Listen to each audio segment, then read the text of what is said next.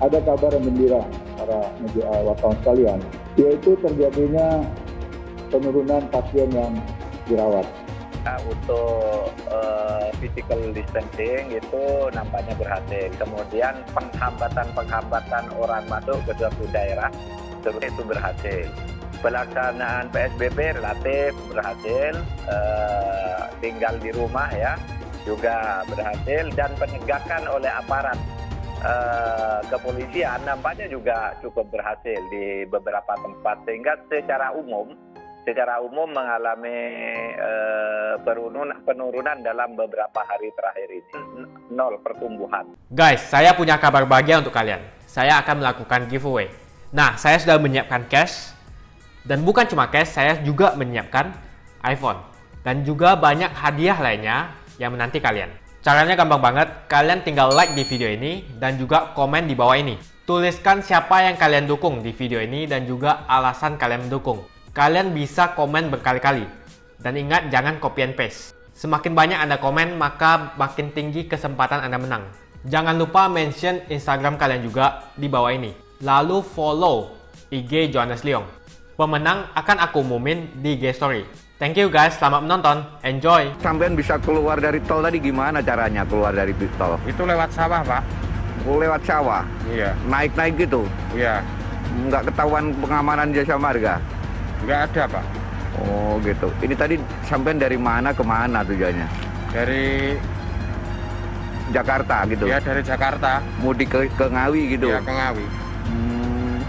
Satu orang ditarik berapa tadi sama busnya? 500.000, Pak. 500.000. Maka saya sampaikan kepada semua untuk mentaati anjuran itu. Karena bila Anda pulang, belum tentu bisa kembali ke Jakarta dengan cepat. Dengan sanksi aja masih lolos, kan terbukti. Orang kita tuh sangat kreatif untuk hal yang negatif. Ya, jadi untuk apa namanya, catatan saya yang lain ya cuman itu, karena niat orang untuk mudik, niat orang itu besar. Kata selain karena ketambahan ya di Jakarta sudah tidak bisa makan.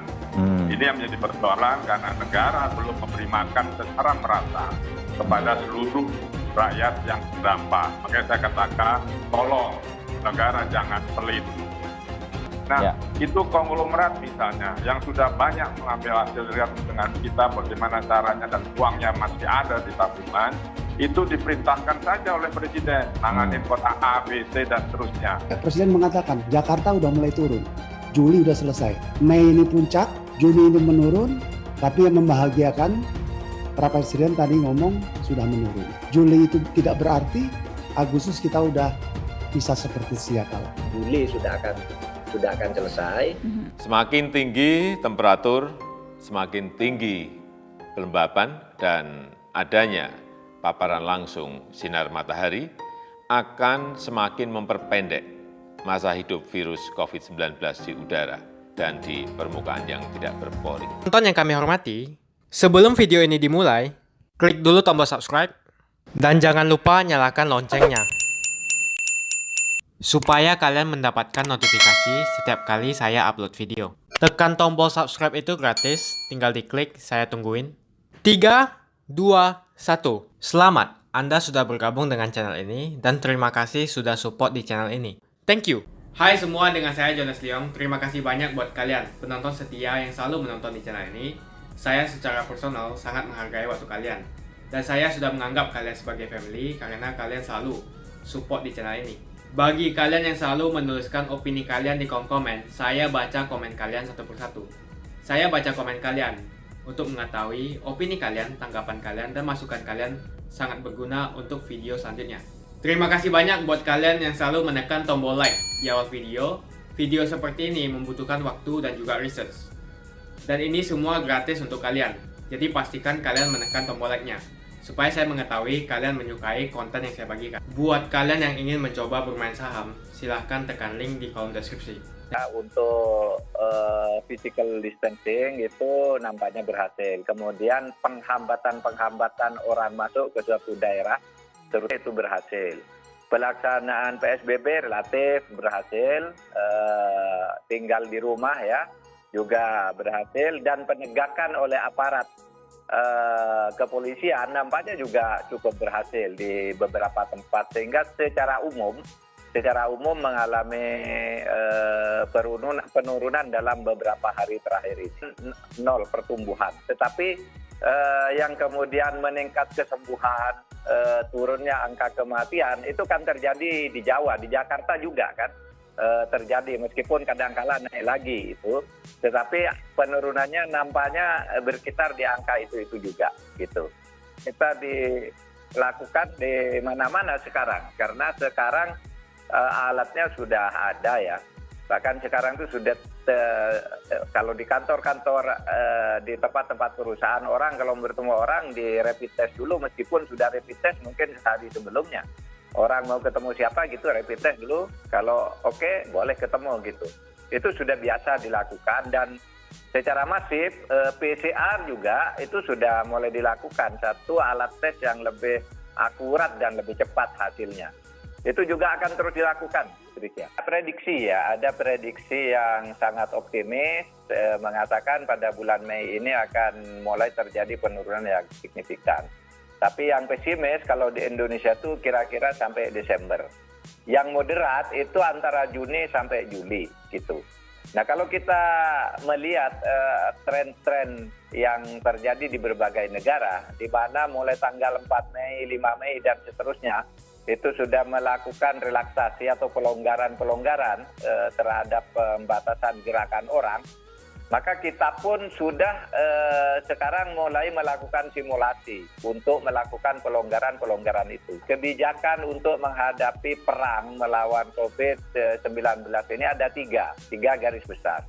Pertama, kesehatan. Kesehatan itu meliputi dua hal. Satu, ikut protokoler, ya, ikut protokol penjagaan kesehatan yang diatur oleh Bank Dunia, yang oleh WHO, oleh Badan Kesehatan Dunia, yang itu juga diabsorpsi di dalam perang melawan COVID-19 di Indonesia. Jadi kita pertahankan protokol itu, termasuk misalnya di situ keharusan tetap menjaga jarak, physical distancing, harus membawa masker, cuci tangan.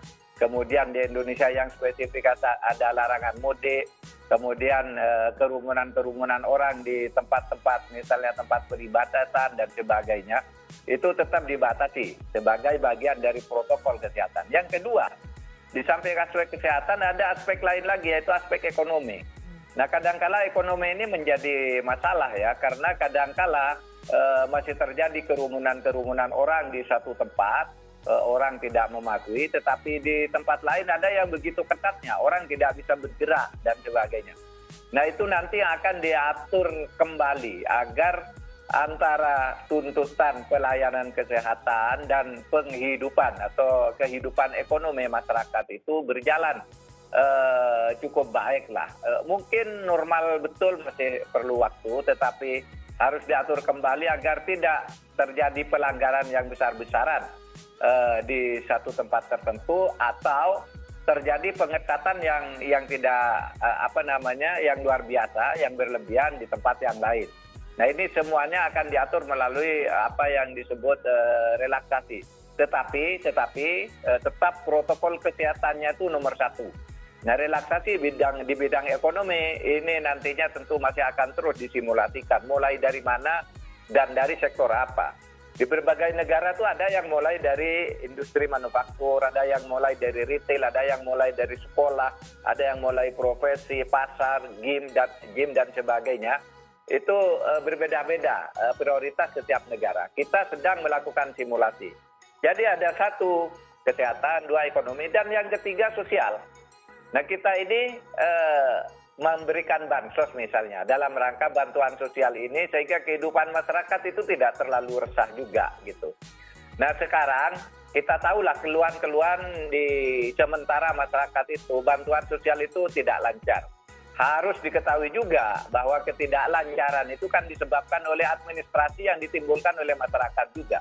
Misalnya Anda lihat di Jakarta ini ada berapa ratus ribu orang yang datang ke Jakarta tanpa tempat tinggal yang jelas, tanpa surat-surat yang jelas. Sehingga mereka itu mau dikasih bantuan tuh mau dicari kemana. Nah, melihat itu, Presiden lalu memutuskan begini. supaya bantuan-bantuan sosial itu dilakukan secara cepat dan tepat. Jika pilihannya antara cepat dan tepat itu tidak bisa sama, maka kecepatan harus didahulukan dalam situasi seperti ini. Yang penting nanti di dalam kecepatan itu ada pencatatan yang jelas. Meskipun persyaratan untuk itu, persyaratan pencatatannya itu misalnya kartu penduduk, alamat asal, surat keterangan, rumah, dan sebagainya, itu nanti saja. Yang penting bisa dipertanggungjawabkan pembagian bansos itu. Nah itu antara lain, Trisian, jadi ada masalah protokol kesehatan, masalah kehidupan ekonomi masyarakat, dan kehidupan bantuan sosial yang disediakan oleh pemerintah dalam bentuk jaringan sosial itu. Melihat kalau di Indonesia itu kira-kira bulan Juli sudah aman gitu. Bahkan survei yang bukan opini yang dilakukan oleh DENI misalnya juga malah menyebut juga Juni sudah selesai 99% gitu. Nah kita berancang-ancang meskipun belum diputuskan ya, pemerintah belum memutuskan, tetapi setiap rapat hampir setiap hari pemerintah selalu memperbarui prediksi-prediksi itu, termasuk dari BIN. Setiap ada rapat tuh ada jumlah angka yang diperkirakan pada bulan ini, tanggal sekian, bulan ini sekian, dan seterusnya. Dan kita kira-kira memperkirakan berancang-ancang di sekitar Juli gitu untuk mulai mengatur relaksasi itu. Pertama, kampanye kita dilakukan bersama lembaga-lembaga keagamaan ya, bersama tokoh-tokoh masyarakat, kemudian para pakar juga, kemudian media massa seperti Anda. Kita ada kerjasama untuk menyadarkan masyarakat bahwa pandemi ini, corona ini memang harus dihadapi dengan kesadaran, tidak boleh dilawan dengan nekat, karena nekat itu akibatnya bisa fatal. Oleh sebab itu kita tetap akan menggunakan para tokoh-tokoh agama untuk menjelaskan. Sekarang pun kan kita sebelum memutuskan segala sesuatu yang terkait dengan peribadatan, baik di gereja maupun di masjid-masjid dan kelompok-kelompok pengajian, kan menunggu dulu atau meminta dulu lembaga-lembaga keamanan seperti NU, Muhammadiyah, Majelis Ulama berbicara dulu. Baru pemerintah memutuskan. Termasuk PSBB itu kan menunggu dulu bagaimana pendapat para tokoh-tokoh agama dari sudut keagamaan mengenai pembatasan perpindahan atau pergerakan orang dari satu tempat ke tempat lain itu. Bukan akan dilakukan koordinasi, selama ini dilakukan secara terus-menerus. Mungkin pertanyaan Anda muncul karena ada misalnya salah seorang atau satu orang bupati dari 540 kabupaten kota itu yang berteriak-teriak gitu ya. Itu supaya diingat itu satu, mungkin miskomunikasi aja dengan satu, karena yang 520 yang lain tuh semuanya koordinasi dengan kita. Besok kami mau rapat lagi.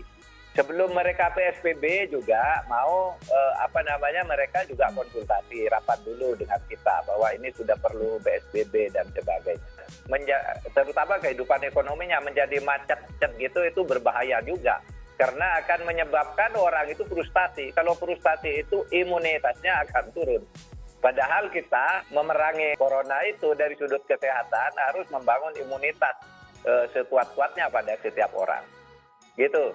Itu tadi evaluasi dari Presiden 3 atau 4 hari lalu kami dipanggil para Menko gitu. Ada 3 garis besar kebijakan pemerintah di dalam perang melawan COVID-19 ini. Pertama, protokol kesehatan harus ditegakkan betul. Yang kedua, kehidupan ekonomi harus bergerak.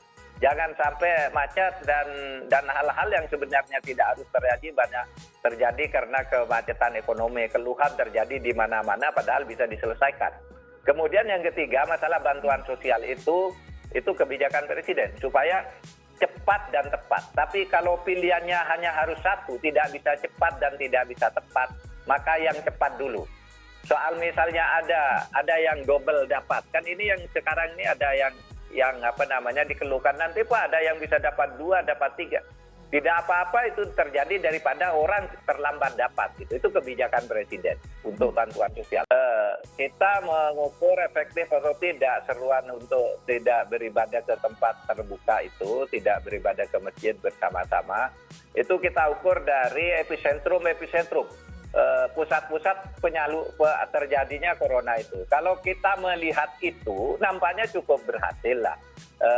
Masjid-masjid banyak yang kosong, banyak orang yang sadar di rumah.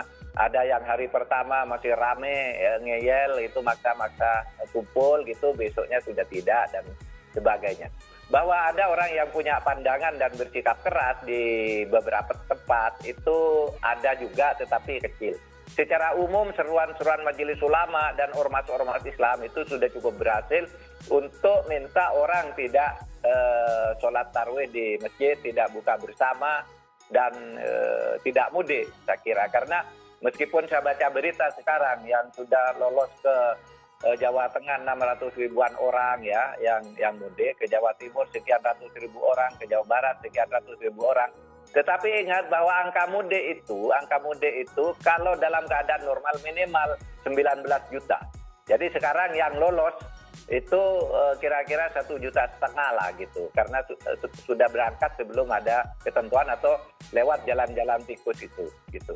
Jadi menurut kami ini cukup berhasil dan terus harus dipertegas sikap kita ini, terutama menyangkut protokol kesehatannya.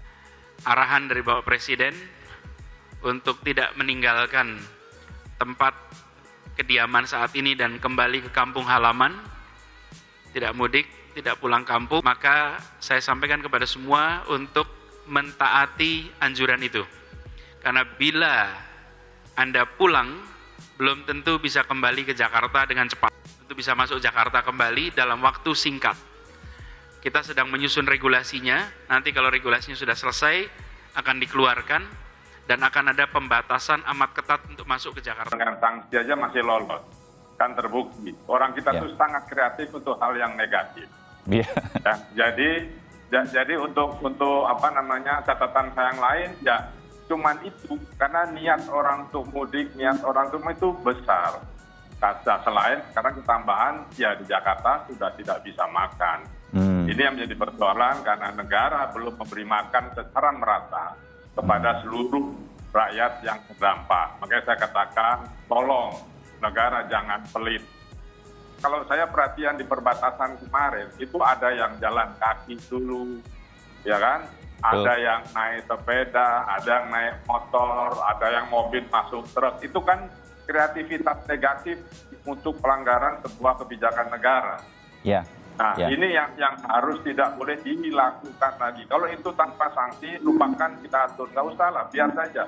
Termasuk mengatur ini, konfliknya. Nah, bagaimana sadarnya orang Indonesia terhadap suatu krisis? Dalam sejarah, Indonesia itu orang Indonesia itu cuek. Ya, dia akan merasa tertib ketika sudah mengenai pada dirinya persoalan itu. Misalnya, di keluarganya ada yang terkena COVID-19, nah dia baru akan sadar bahwa ini berbahaya. Kalau belum, seperti yang di Bogor itu, seperti yang di Sumatera Barat, ya kan? Dan itu sangat tipikal, sangat Indonesia. Nah, jadi sekali lagi, memang hanya bisa selain tadi dari level bawah, kemudian level atas selain pakai sanksi dan sebagainya kan. Negara harus menjamin makan supaya dia tidak pulang. Nah, itu konglomerat misalnya yang sudah banyak mengambil hasil dengan kita bagaimana caranya dan uangnya masih ada di tabungan, itu diperintahkan saja oleh Presiden, nanganin kota A, B, C, dan seterusnya. Rakyat harus makan. Gubernur Jawa Tengah sudah menyiapkan di Taman Mini di Pavilion Jawa Tengah untuk semua orang Jawa Tengah yang tidak pulang dan tidak bisa makan ke sana. Nah, itu salah satu cara. Mungkin pemuda lain juga bisa melakukan, toh Taman Mini cukup besar-besar itunya ya. Nah, sekarang tinggal bagaimana cara mengundang masyarakat tadi secara komunal membiayai, secara komunal membantu. Ada kabar yang gembira para wartawan sekalian, yaitu terjadinya penurunan pasien yang dirawat. Saat ini terdapat 7.032 orang. Yang mana dilihat dari jumlah tempat tidur yang terdapat di ruang isolasi sebanyak 10.179 bed, artinya kabarnya adalah kabar gembira.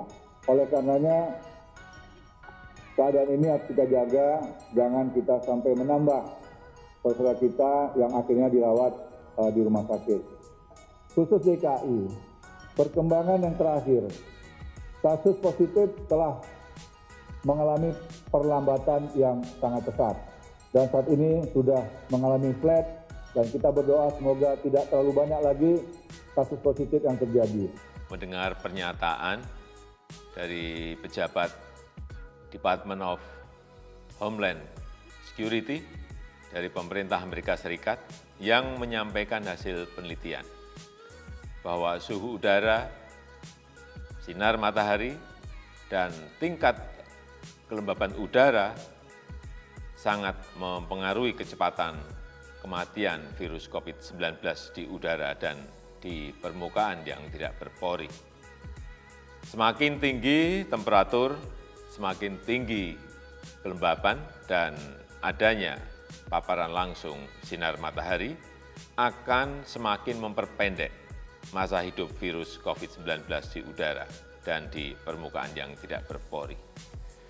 Berita ini sangat menggembirakan kita, karena kita hidup di alam tropis yang suhunya panas, yang udaranya lembab, dan kaya sinar matahari. Namun demikian, jangan lupa protokol pencegahan penularan COVID-19 harus terus kita jalankan secara disiplin, dengan disiplin yang kuat. 1, cuci tangan, selalu cuci tangan. Yang kedua, selalu menggunakan masker. Yang ketiga, jaga jarak. Dan yang keempat, tingkatkan imunitas, tingkatkan daya tahan tubuh. 24 April kemarin itu orang sudah dilarang mudik. Bahwa pada hari pertama, kedua mungkin karena masih penyesuaian, masih terjadi pelanggaran di sana-sini, itu bisa dimaklumi. Tetapi Anda sudah lihat, semua televisi menyiarkan ada orang dipulang. Kembangannya menghendaki pergerakan orang dan barang itu harus dibatasi, bisa diperpanjang.